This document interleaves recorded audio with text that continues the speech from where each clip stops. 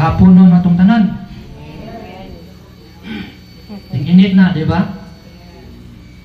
Kuman sa pilakabuhan na itong antos, agwanta sa siging uwan, sige tang kabasa. Impuli na po ang panahon sa tag-init. So, tungod kay ting-init man, ang mga tao, pati onjod o kadabang alimuot, igangon. Na tungod kay mga manay bation, ang resulta mga isuon, pati untag kauhaw. So, mga isuon, tungod kay init man lagi ang panahon. Pero ang taga-house of worship mga isuon, bisan og init sa gawas, ni atasod, bugnaw ka adyo. Di ba? Ingunahan na kapinangga sa Ginoo ang taga-house of worship. So, arita sa ikalimang pulong nga ingon ang Ginoo nga giuhaw ako. Makita diya sa Juan Kapitulo 19, versikulo 28. Nagaingon diya nga humani ini si Jesus nga nasayod nga ang tanan natuman na o aron pagtuman sa kasulatan miingon giuhaw ako. Mao ni ang iyang ikalimang pulong mga igsoon. Ang butong nga no mga igsoon nga kung ang usa ka binuhat magpinal na bitaw ana bang hapit na mamatay naman joy mga importanteng pulong nga ijang ibilin ngadto sa ijang mga hinigugma sama ni Jesus nga nagpinal siya hapit na siya matay.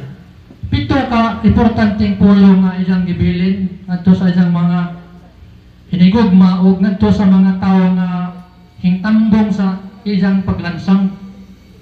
Nga naman may ison aron nga ini buwan na siya naatay mahinumduman nga mga maayong pulong nga gikan sa Ginoo. Unlike sa kanabang ordinaryong tao mao'y magpinal. Moingon na dyan mga isuon nga, oy, apo, hapit naman kung mamatay, ang ibili ni mo ning ang orasyon. Onda, tuman na dyan ning mga tahas nga ang ibili ni mo para epektibe o mutalab dyan ning orasyon nga ang ibili ni mo. Napoy uban mo ingon mga isuon nga, mga anak, hapit naman kung mamatay, niya mayaw mga katigayonan, hana ning ibili ninyo, ay hapit naman kung mamatay. Adya mo pag-away ha, kay hana mo gitagsa-tagsa o tagsa ni ini, hatag ani. So yan na mga igsoon, ang mahitabo sa usa ka ordinaryong tao nga magpinal na. Lain pa mga igsoon, kining bation tag kauhaw karong panahon na moingon jud ko ninyo nga sadyo na lamang ng balon ang atong bation nga kauhaw sa dihang uhawon ta.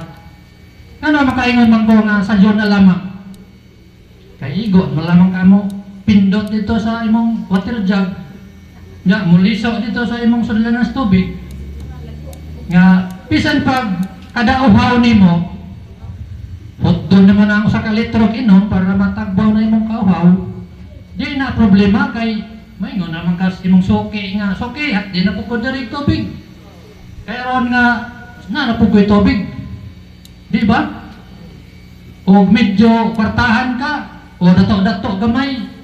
Aw palit ka katong mga katubang nagwelap-welap sa katinaw katong naipangalan nga Wilkins. Di ba? Napoy sa nga sa tayo sa nayo sa nga karang Meteor Spring. Oh, di ba? Sosyal. Sa makaingon naman iso nga dili na lisod tambalon ang atong bation nga kauhaw ning panahona. Ug gusto mo kag high-tech na kuwara kag piso sa imong bursa. Hagbang na mga tos bangag. Gawas dadyon tong tubig. Bugnaw pa mura pag gikan sa refrigerator. So iyon ang high-tech mga igsoon ang atong panahon karon sa diha nga bation tag kauhaw. Di pareha sa unang panahon, mga 1978 siguro to, may edad ko 8 anyos. Sadyang mahawat na tong tubig dito sa among sudlanan sa Humpopoy, itong Tagjaw, itong Banga. O, di, ako pa joy mo ngadto sa Tabay. Lisod pa kagianan, magpasan pa ko sa katong dupa nga kawajan, sagop. So, siguro itong mga 5 kagalon ng kagmay, bertimog ata. Diyan bubo dito sa among Tagjaw, nga gilumuta na. Di ba? Ang ingnan si Pupoy na nga, Puy, na ning kiskisa tong lumot. Wa ag lumot dito sa suod, di ba sa gawas. Ingon man siya nga, asagdira ng lumot niya, madyo na mudaghan ng lumot. Ay kanang lumot, maunay naghatag og pabugnaw diya sa tubig sa ilaw sa Banga. Maututo nga, tinga ko inom na, timba na sa kanang timba naman to gamit sa una. Inom na, bugnaw po tinuod. Di ba? So yan na nakasadyon mga igsoon ang pagtambal sa kauhaw atong bation karon nga panahon. Pero sa panahon ni Ginang Hesus mga igsoon, sa diyan gibati siya kauhaw tungod kay unong ka oras siyang agkwanta antos ilawom sa kainit sa adlaw. Sa diyan gibati siya kauhaw mga igsoon. Pag ingon nila nga giuhaw ako, wa jay bisan ko sa mga igsoon nga hinghatag niya bisag usa na lamang ka basong tubig para matambalan ang ilang bati nga kauhaw. Di ba? Kaya wa na'y panahon mga igsoon nga siya pa'y nangitag tubig na itong panahon na kay dito nangod siya sa babaw sa cross. Wa na siya panahon pagkuhag tubig dito sa ila. So nagawat na lamang sila mga igsoon nga na'y mahatag niya og tubig. Pero unsa may gibuhat? Ang mga sundao nagkuha noon og espongha, ituslo dito sa suka, maigi dumo dito sa isang bakbak. Di ba? So ang tao buhawon dya, tugaan og suka, matambal ba ang imong kauhaw? Siguro dili dud, di ba mga igsoon? So ang pagpainom sa mga sundalo ni Kristo atong suka dito makatambal sa iyang kauhaw. Hinunoon makadugang to sa iyang pagpasakit dito sa krus sa Kalbaryo. Ang ginawa ng igsoon sa atong panahon karon, naghuwat siya mga igsoon o nangandoy siya nga naabay para atong giuhaw siya nga naay mo tunol nila bugnaw nga tubig. Sa panahon karon mga igsoon, giuhaw siya para ba ng karon nga Biyernes Santo maro? Santo. Nagdahom sila mga igsoon nga ang mga tao to simbahan. Musimba para pagsaulog sa isang pagkamatay. Pero unsa may gibuhat sa sagaran sa mga tao, gamay ra man ta din no, pero sulihan dito bungan. Di ba ang mga motor baray-baray diya kadaghan. So, yun na naman igsoon ang kahalugan sa katong giuhaw sila nga way hingtunol nidya o tubig. So, ara na ta mga igsoon, ato ko nung i-picture out, kaya di naman takita no, nga mismo si Jesus gilansang ato na lamang huna-hunaon. Nga si Jesus, na diha.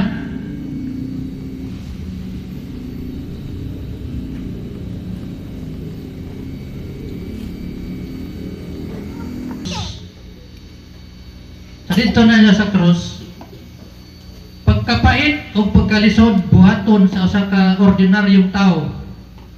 Pero kay si Jesus Diyos man ug nagpagkasama sa tao, mao nga kadtong tanan iyang nalampasan. Kung atong sudongon ang kahimtang ni Jesus sa didto siya sa ibabaw sa krus, arang luod siya tan-awon. Kay human ni Jesus ipakita ang kabutihan ngadto sa mga tao ug human niya gisunod sa kinasing-kasing ang gisugo sa iyang amahan ug human niya giayo ang mga masakiton. Atong makita nga ang mga kamot nga iyang gigamit sa pagpandong o pag-ayo sa mga masakiton o masakiton ay nababalot na ng dugo tungod sa lansang nga hinglagbas sa iyang mga kamot. Ya, human niya gingadto ang mga nagkinahanglan sa iyang presensya, ang mga sakit, ang mga nagmagulanon, ang mga patay nga sama ni Lazaro ay kanyang binuhay, at ang mga makasalanang tulad ni Sakeo ay binigyan niya ng bagong pag-asa at bagong buhay. Narito ang kanyang mga paang gigamit sa mimisyon sa kapwa ay nababalutan din ng dugo tungod sa lansang nga milagbas sa iyang mga tiil. Ang iyang bakba nga gigamit sa pagsangyaw o paghigugma sa iyang mga alagad o pagtudlo sa pagkamaayo sa Dios. Narito ay halos hindi na makapagsalita sa hirap na nararamdaman ng kanyang katawan at higit sa lahat sa kanyang kalooban. Ang kanyang katawan na inalay niya sa kapwa ay nagkaluray-luray na ng paghampasin ng haliging bato. Ang kanyang tuhod nga gigamit sa pagdarasal sa kanyang ama ay napuno na ng sugat sa ilang beses na pagkasubasog. Buong buhay ni Jesus ay kanyang itinalaga sa pagsunod sa kanyang ama. Human niya ipahayag sa babaeng Samaritana, ato ba dito sa Atabay mga igsoon, atong badge nga dito sa Atabay, nga siya ang tubig, ingon siya nga siya ang tubig na naghatag sa kinabuhi, ug si bisan kinsang makainom niini dili na gayud pagauhawon. Mao ni ang gusto ni Jesus mga igsoon, nga ang tanang katawhan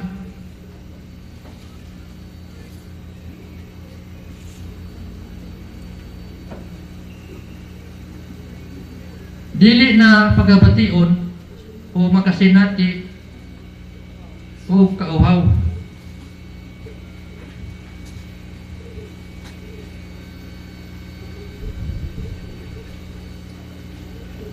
Tag o kinabuhi.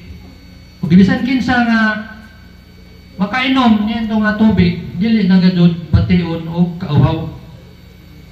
Mo'y gusto sa Ginoo mga igsoon nga unta ang tanang tao dili na bation o kauhaw dito sa langit.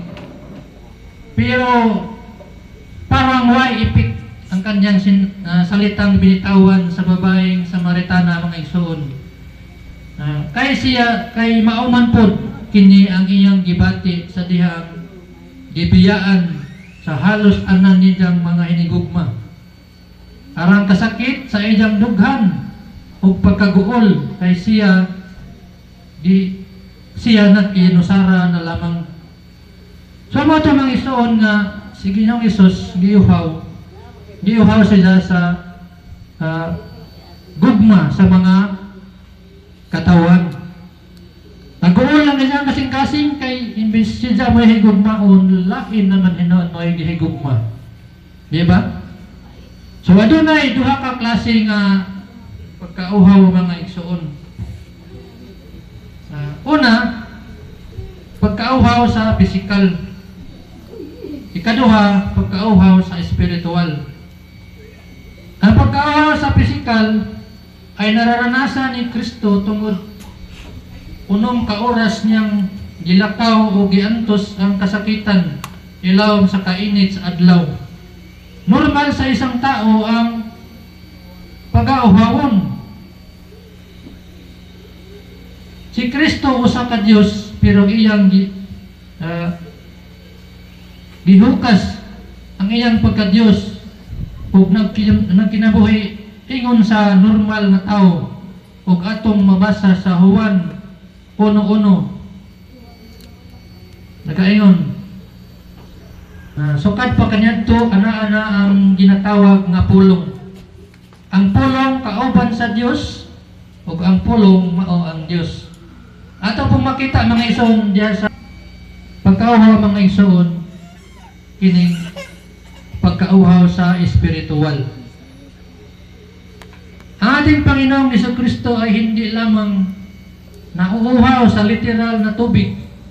Siya rin ay nauuhaw sa ating pagsamba, pananalangin, at paglilingkod.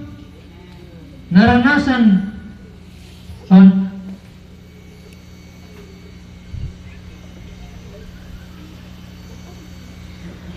pananampalataya.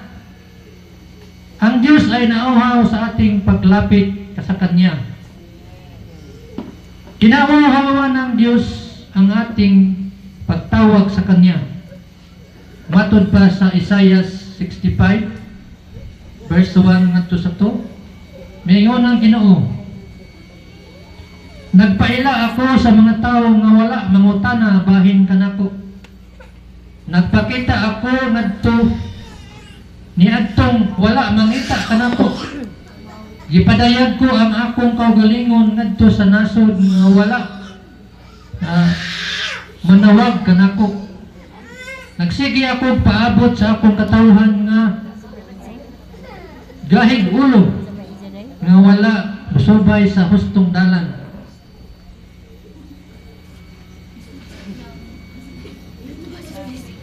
Hustong dalan o nagmauuhaw sa Kanya at hindi sa mga bagay na dito sa sanlibutan, kundi sa mga bagay na nandoon sa kalangitan.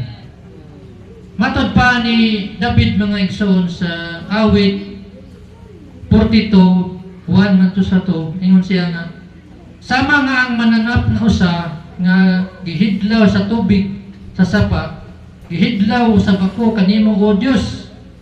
Giuhaw ako kanimo o buhi nga Dios. Kanus apakah ako makaadto sa pag-atubang kanimo. Tayong lahat ay dapat mauhaw sa ating Panginoong Hesus. Hindi sa mga bagay dito sa sanlibutan, kundi kailangan tayong mauhaw sa Kaniyang presensya. Matod pa sa John 7:37 ngadto sa 38, ingon dito mga igsoon na unya miabot ang katapusang adlaw sa pista. Mao kini ang labing mahinungdanong adlaw sa pista. Niining adlaw bitindog si Jesus ug misulti og kusog. Si bisan kinsa nga giuhaw moduol kanako ug moinom ay sumala sa kasulatan. Si bisan kinsa nga nagtuo kanako magadagayday gikan sa iyang kasing-kasing ang tubig nga naghatag sa kinabuhi. So mga igsoon mo kana nga kinahanglan kita mga Kristohanon, mga tao, mga igsoon, kinahanglan uhawon ta sa Ginoo kaysa diha nga makainom ta sa buhing tubig nga mao sa Jesus. Matod pa nga ang tubig mudagayday sa atong kasing-kasing. Kung tungod kay mudagayday man ng igsoon, makainom butong uban, di ba? Kita maigihimong tulay o sandayungan para nga ang tubig nga atong mainom mudagayday mugawas atong kasing-kasing ug ngadto sa uban, di ba? So mana ang ikalimang pulong nga akong ikashare ninyo mga igsoon. Salamat ug maayong hapon.